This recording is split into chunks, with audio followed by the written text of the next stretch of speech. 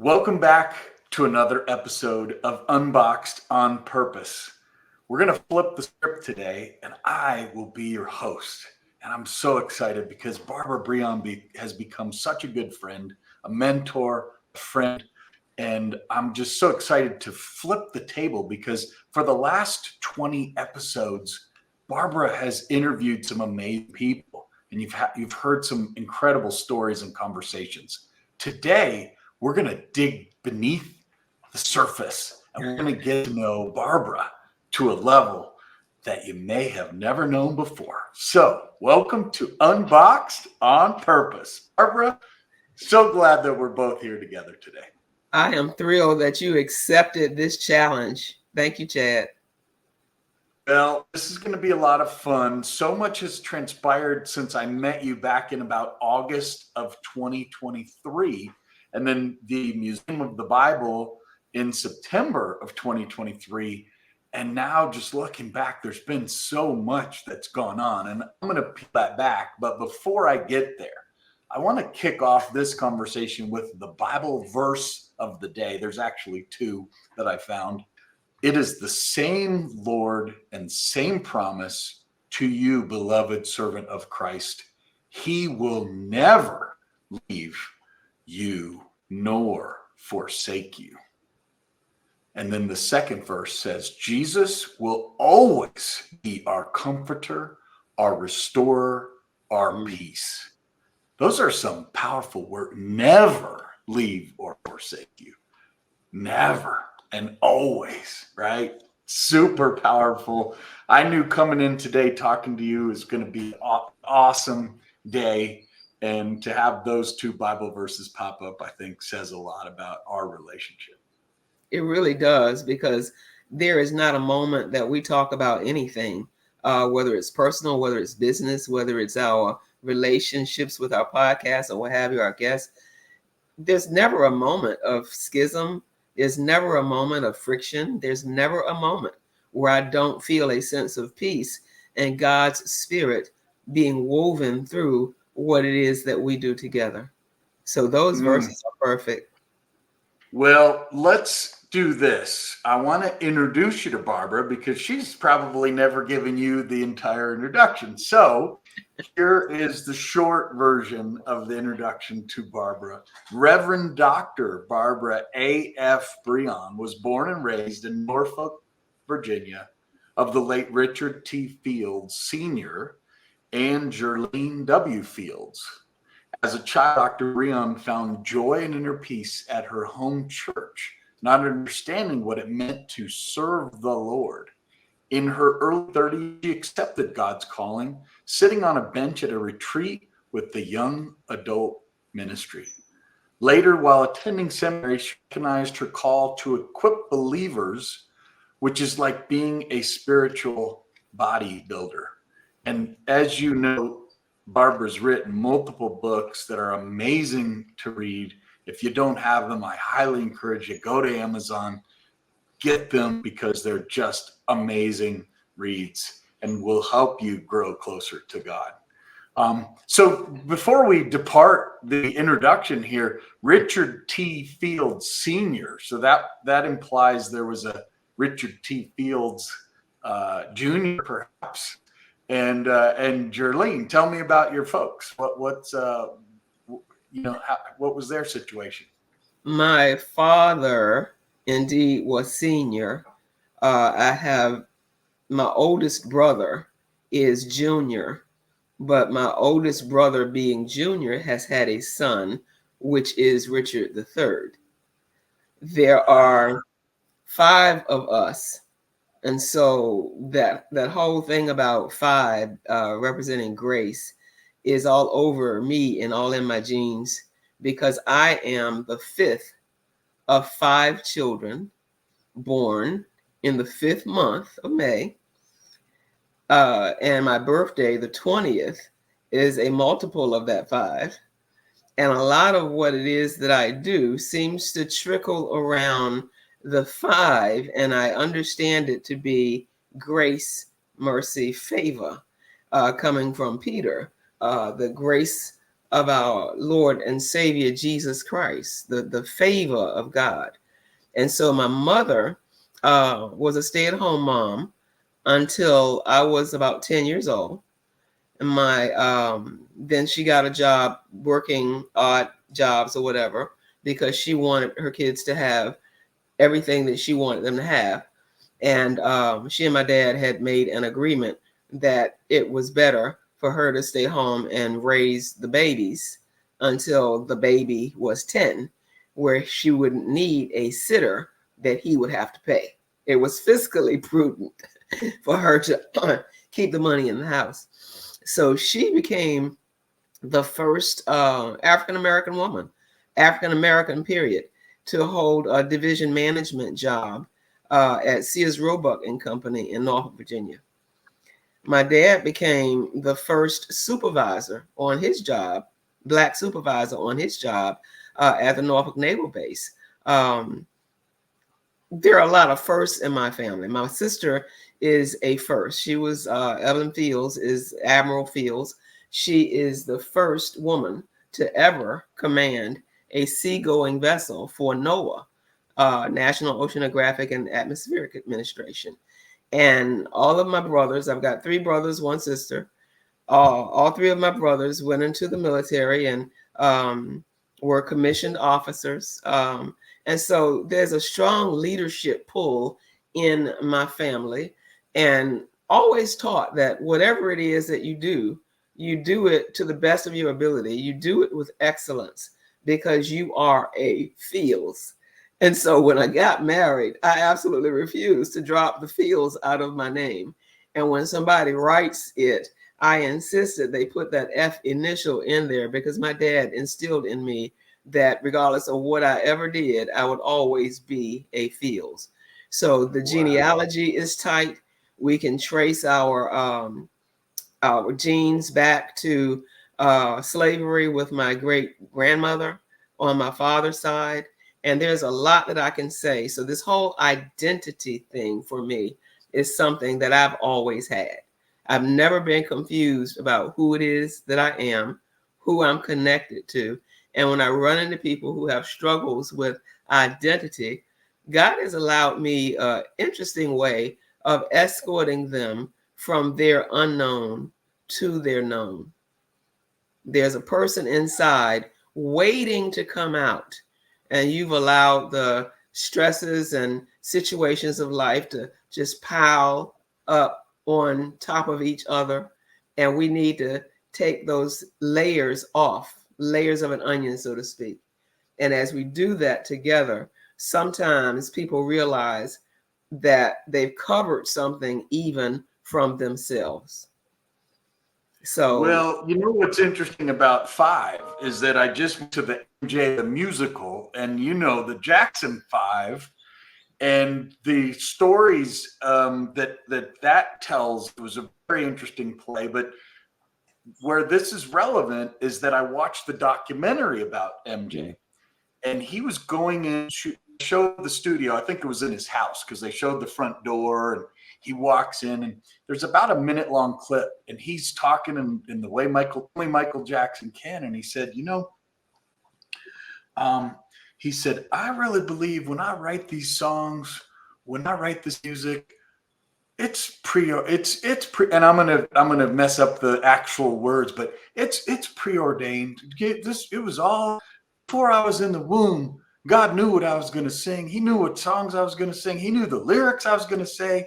And he goes, so, I just apologize, because you all think that I'm doing the work, and it's actually not me. It's actually God. amen. And I just get goosebumps telling that story, because a lot of us think that, well, Michael Jackson's Michael Jackson. He's a super celebrity. And guess what? We all have our own unique MJ level depth to us, that if we just let God flow freely through us, Yes, then right, without just try to peel off layers of the onion, as you said, or the mask that we all tend to wear, and don't worry about it. Oh, things can be super, super exciting. hey, that's right.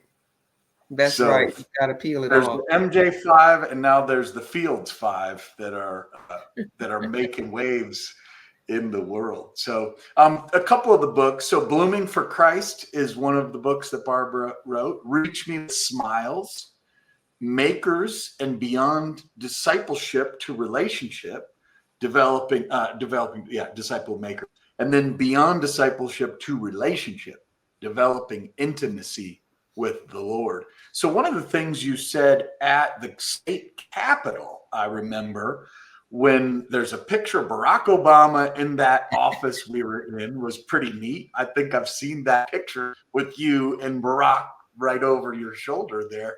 Yeah. You talked about developing intimacy with God.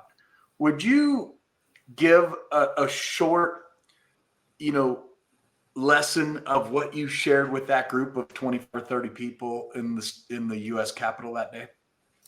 Well, that's a tough question because I don't remember what I shared that day. But I can talk to you about developing intimacy with the Lord, because that's what that whole book was all about. When you become a disciple of Christ and you read and you study, you want more and more of him. And so when you reach for more of Christ, it becomes intimate. It becomes deep. It's more than the surface of I accepted Christ. It's a lifestyle. It's a walk with the Lord all day, every day, wherever you are, despite adversities and celebrating successes and anything in between.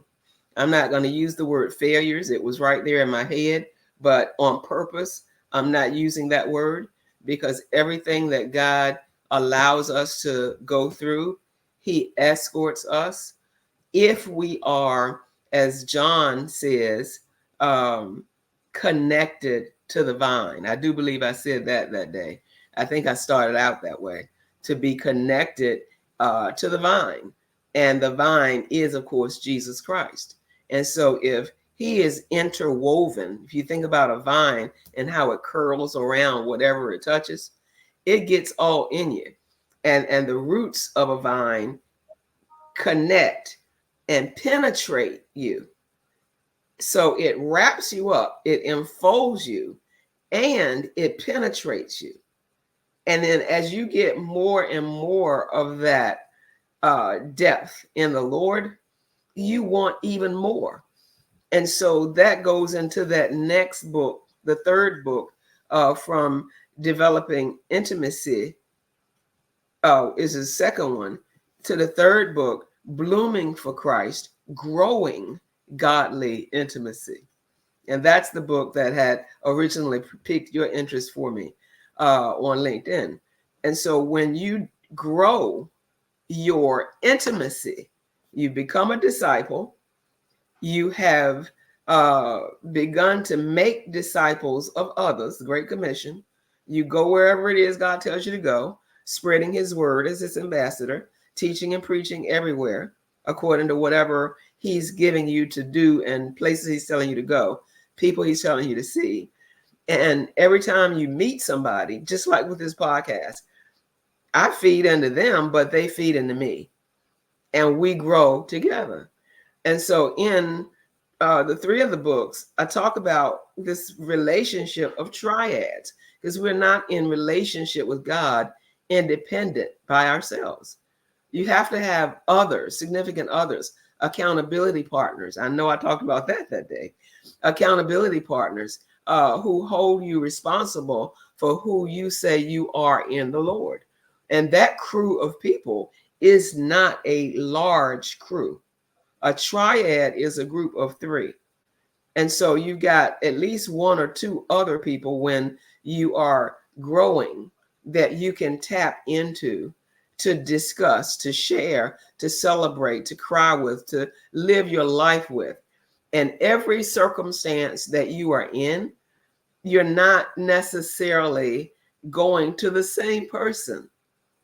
So there are multiplicity of triads that are interwoven, and they cycle into the world, into the community, into the body of believers where you attend church as a corporate body, but also that church without walls, which is what Favored by the Father is.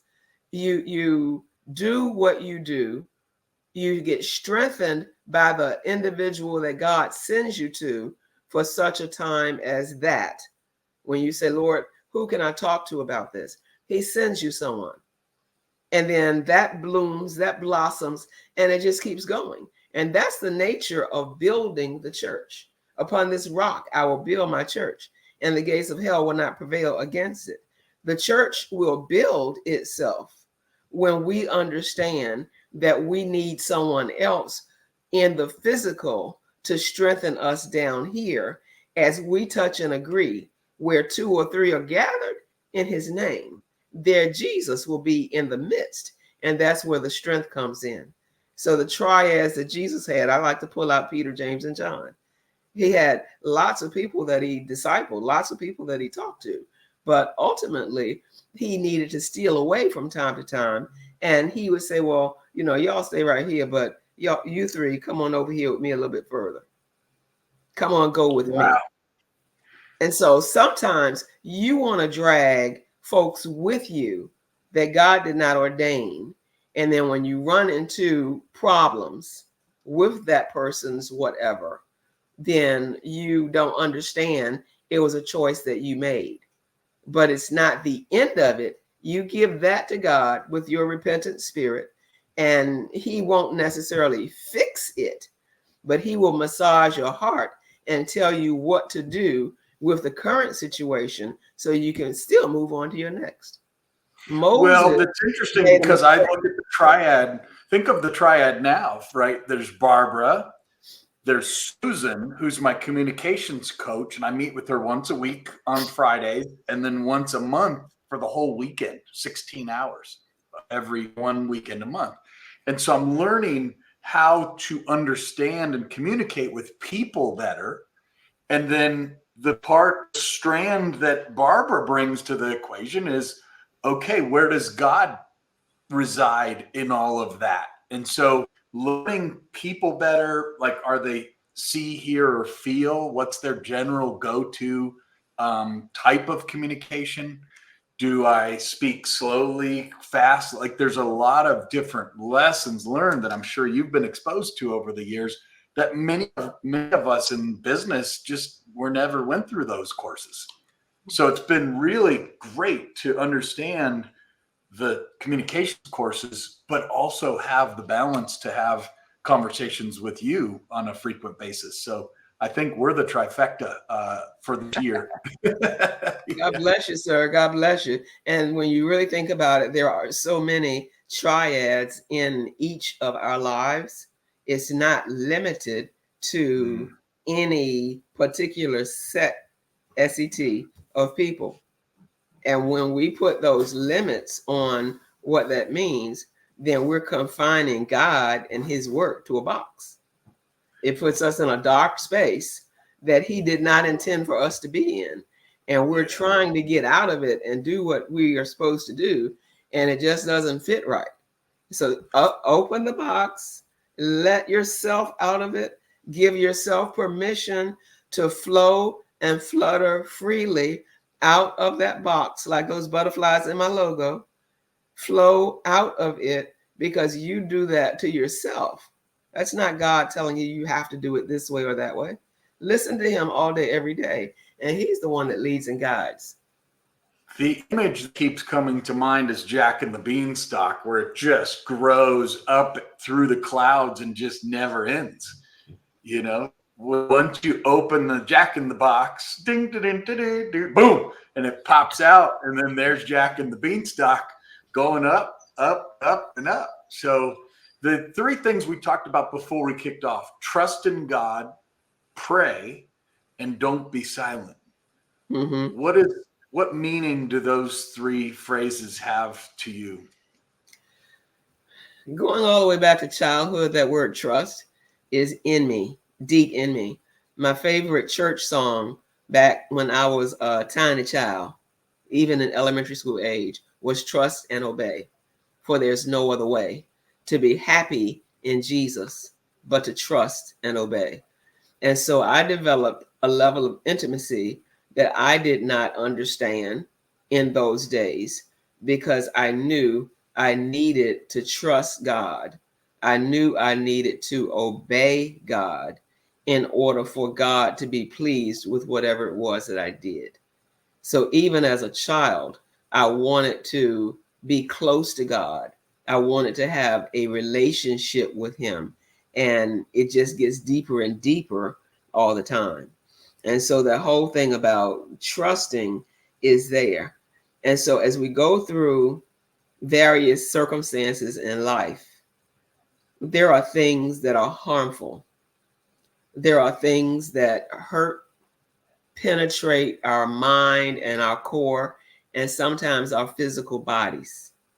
And through all of that, we have to be like Job and trust God. Though he slay me, yet will I trust him. We go through the trials, we go through the struggles, and when we keep it to ourselves, we compress and it piles up. And eventually, if it doesn't become released in a healthy way, about accountability partners and the like, then we explode in unhealthy ways. Our health, our relationships with other people are strained. They don't understand why you act the way you do, why you say what you say. You've got an edge on you all the time, and all these things that come with anxiety and stress. And so when you choose to release the pressure valve and you break the silence of the thing that caused you the hurt and the trauma, you do it in a safe place. You can't spit it out to the whole world, but you release it in a safe place, and you begin to feel the enormity of God's grace wrapping you up in his arms. In 2011, I went through a horrible mental and spiritual ordeal where I kept something to myself that interrelated with a lot of other people. And because of who the people were, I wouldn't share it because I didn't want people to know that this was the case. I'm protecting their anonymity and protecting whatever. And I didn't want people to know the confidentiality. I'm a preacher, I'm ordained. I signed up for this saying I'm not going to tell everything I know, right? But this thing is happening. I don't like it. It's not right. And it piled up. Where am I going with this? In 2011, I actually had a heart attack. And now I have decided that I'm not going to ever allow anything to pressure me to that point where I won't break my silence. I will find a healthy way of dealing with the circumstances with someone who can escort me through it. And I won't have to go through those things again. Some people, unfortunately, go through things and they don't survive the physical attacks that occur. Sometimes they go through things and it's too much on their mind, and that mental health syndrome kicks in and they actually end up committing suicide. There are all kinds of things that happen because people will not break the silence due to various trauma and due to various things that happen in their life. And when I you heard there was a pastor this morning that was on like a Facebook post, and it was probably a 90-second video, maybe 60 seconds. And this pastor said, I was talking to this other pastor one time, and we were driving in the car and pulling up to his driveway, and the pastor said, man, you've been like way too perfect lately. What's going on with you? You're like perfect. Are you really perfect underneath it all? And he goes, man, I just believe in God. I follow Jesus. I just try to be like Jesus. And he's like, every day I get closer and closer and closer. And he's like, it's not an effort. It's effortless. And the other pastor in the car was like, well, I don't understand, and kept being inquisitive. Like, how is this even possible?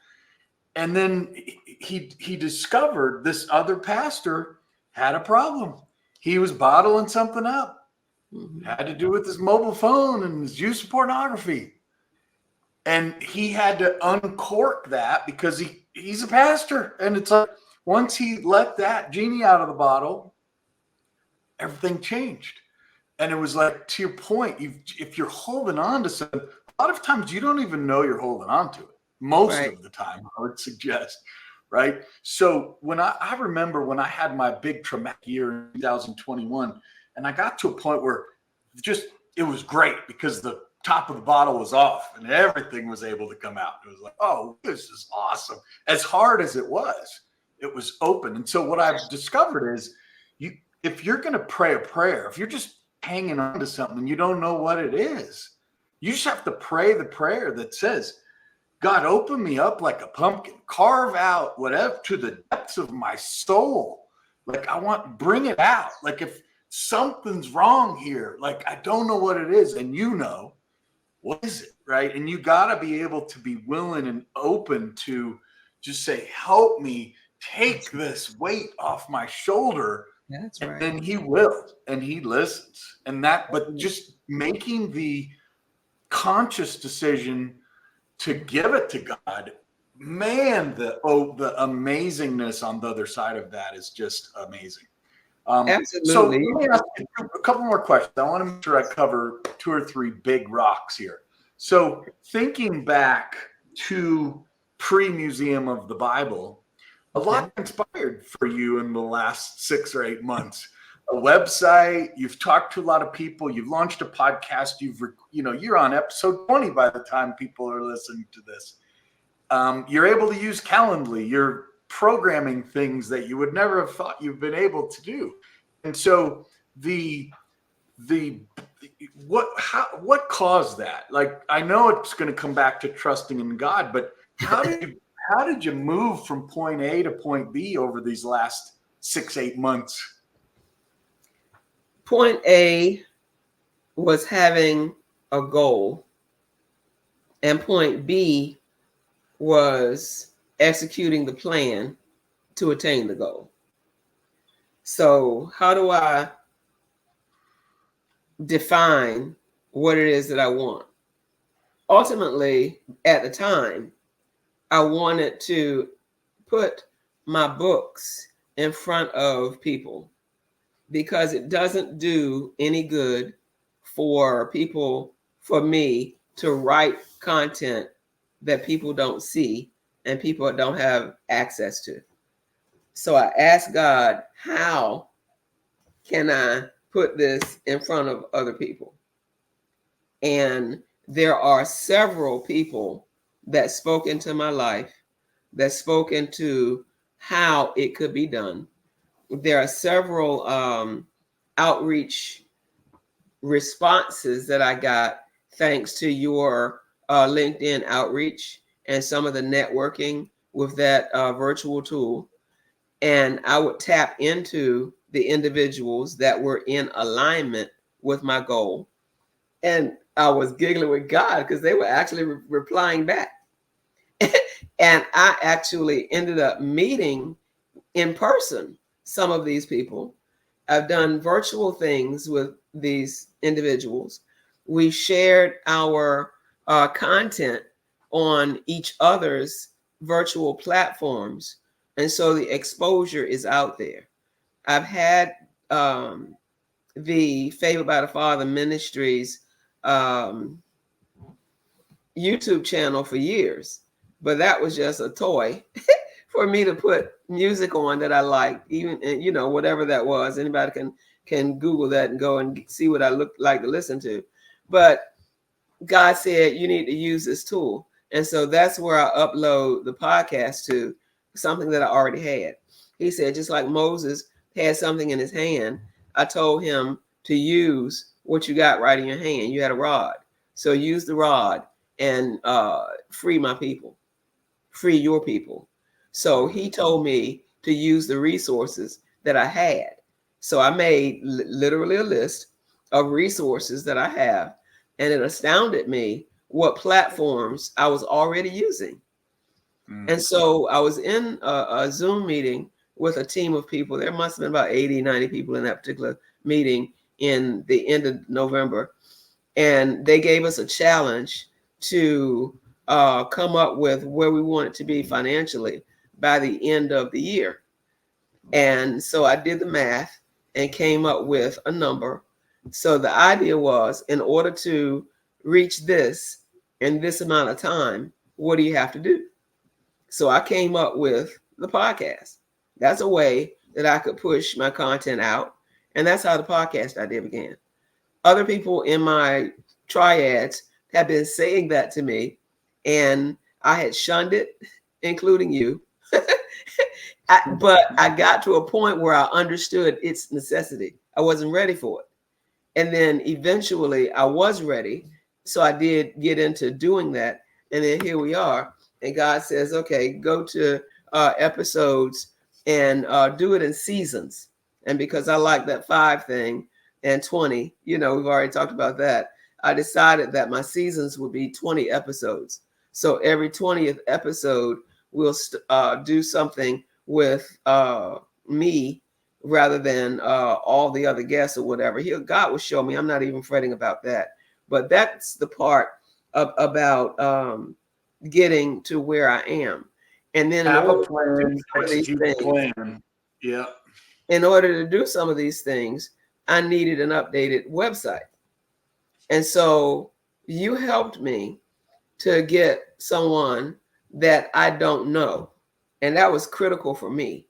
I didn't want somebody to develop a website for me that thinks they know a little bit about who I am and what I want.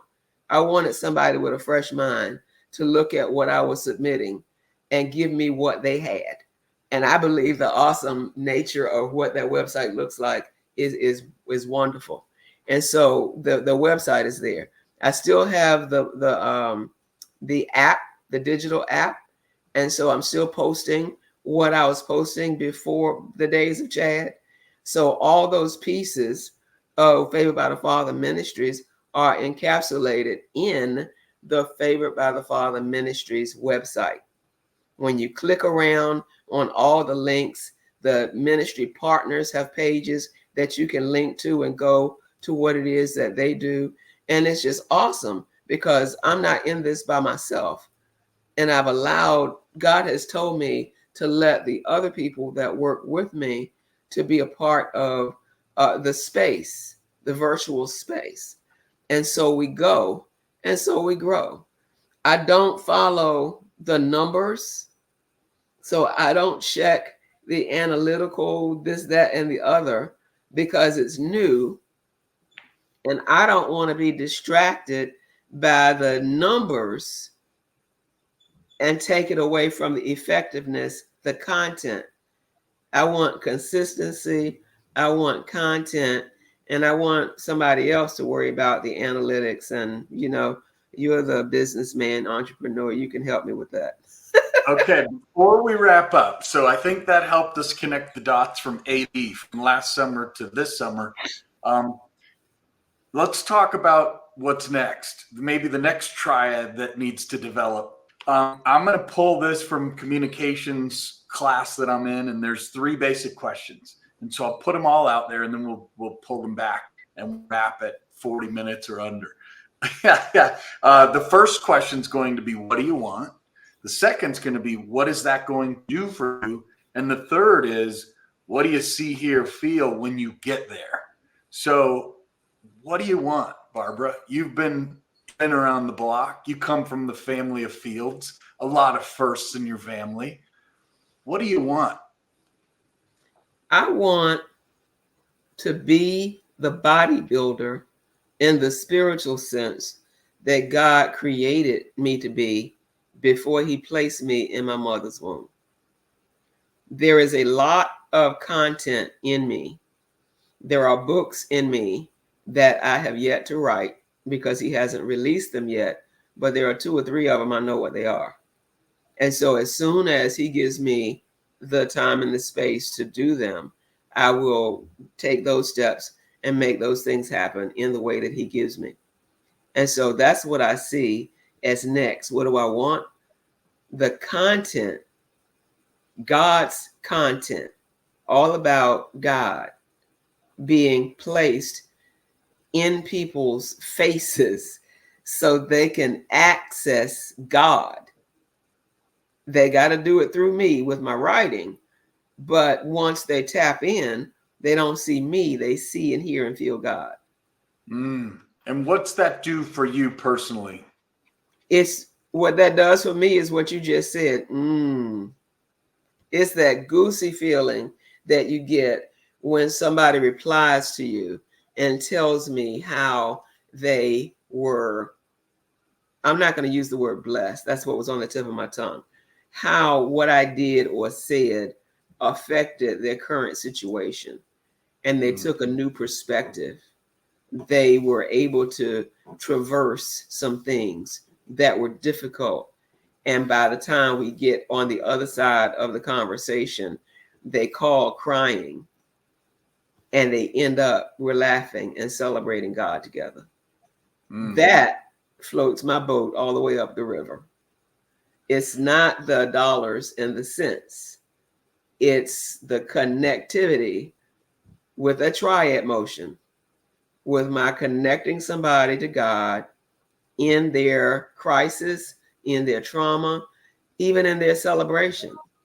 Doesn't matter what it is, but you reach out to me and I'm going to do it in a godly way that, we're going to look at what God is doing in this. And so that's what's in it for me. That's what I get out of it. And so the books will sell.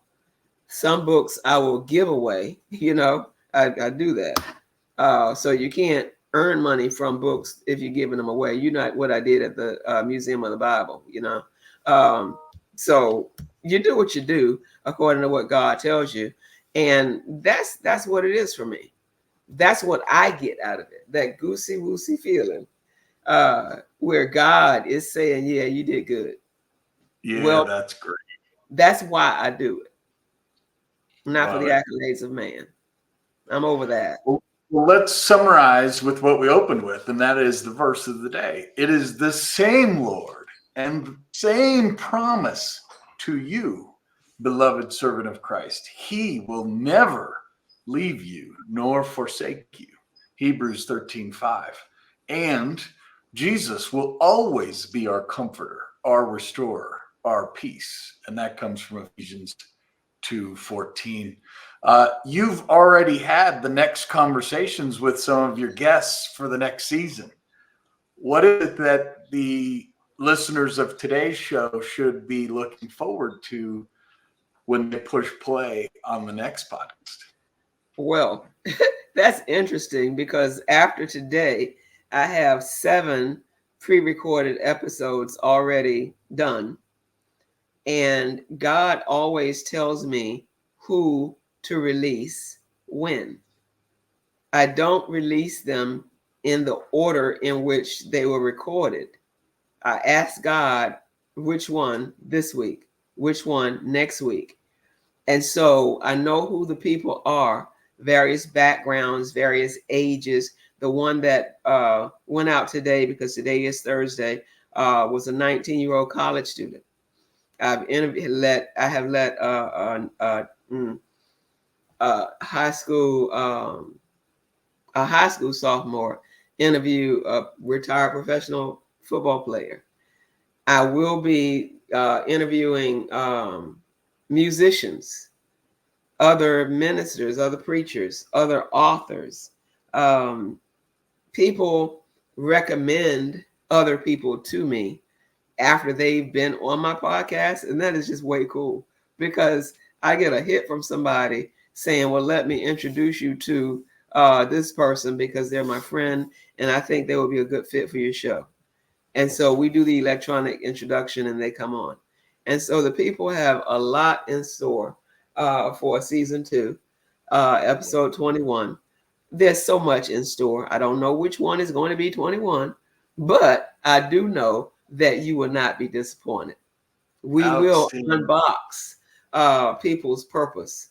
People will tap in and access their unique destiny, not as compared with what someone else thinks they ought to do, but as compared to what the divine holy God has said when he planted the God seed deep within, and that seed grows and sprouts and manifests itself in the work that you do.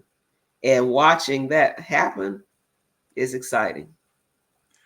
Well, Barbara, it's been fantastic digging deeper today. I know you've been on the other side of the camera and the microphone for 19 episodes. It's been a honor and a privilege to be able to have you flip the script and be on this side of the cameras. And you've got your purple on and everything. So Yeah. may Jack and the Beanstalk sprout to eternity, and may we all catch the ride up together in our trifectas or our triads together as we continue to bloom for Christ. So thank you everyone for listening. Thank you, Barbara, for putting this show on.